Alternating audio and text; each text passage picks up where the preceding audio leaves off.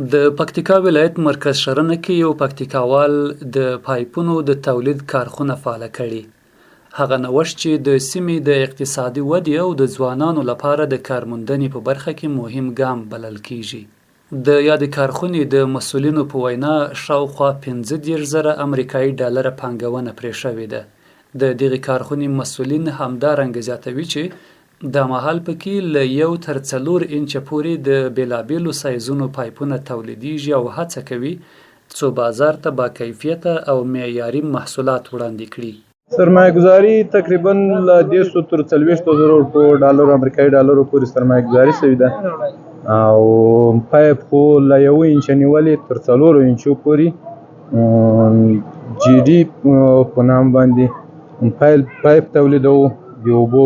کابل چې کوم دی وجه را انتقال کړه چې یو خو موږ دلته اوسو او وریم رفت آمد تګ او راتګ لږ مشکل ولو او بل ورې د برق د کمښت له وجې چې نو له دې وجې مو را انتقال کړه او دلته اوس شخصي برق ده.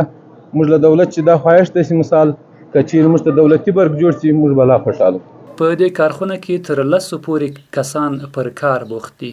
کارکوونکي وایي خوښ دي چې په خپل ولایت کې ورته د کار زمینه برابره شوې او کولی شي د خپلو کورنیو اړتیاوې پوره کړي. خصوصا دغه کارخانه د نورو کارخانو په پرتله زیات رزیني مال راوړي او خصوصا د خارج څخه دغه مال تولید کیږي او د خارج څخه راوړل کیږي. که موږ په خپل هیواد کې دغه شي تولید ولرو نو ډېر د افتخار وړ ده او بیا دلته خصوصا دلته موږ چې دا ډېر د کوالټي او د 80% په ضمانت باندې دا پایپونه را جوړو تولید کوي.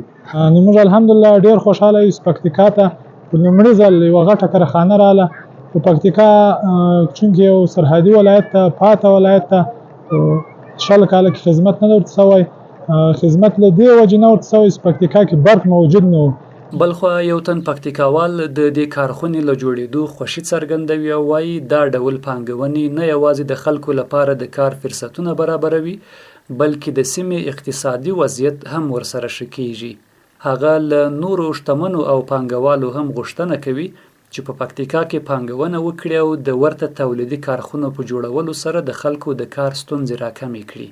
زما د هیواد او په ځانګړي ډول د پکتیکا له ټولو تجارانو او سرمایه‌دارانو څخه هیله دا ده چې په پکتیکا کې دا ډول سرمایه گذاري وکړي، وړې فابریکې جوړې کړي.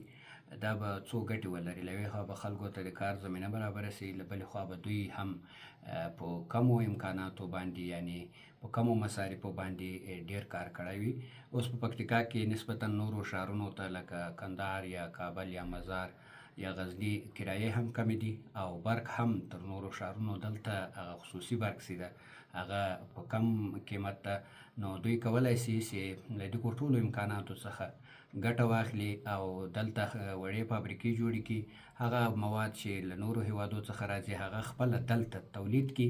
ډېر داسې شیان شته چې موږ په خپل هیواد کې دننه تولید کړو او د دغه لارو د بندېدو او د نورو ستونزو مشکلاتو څخه به هم خلاص یو.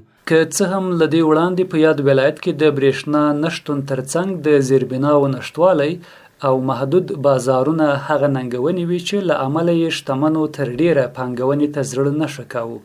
خو په دې وروستیو کې د خصوصي سکتور له لارې د معیاري برېښنا جوړولو برخه کې لویه پانګونه شوې او دغه ستونزه تر ډیره حل شوې ده.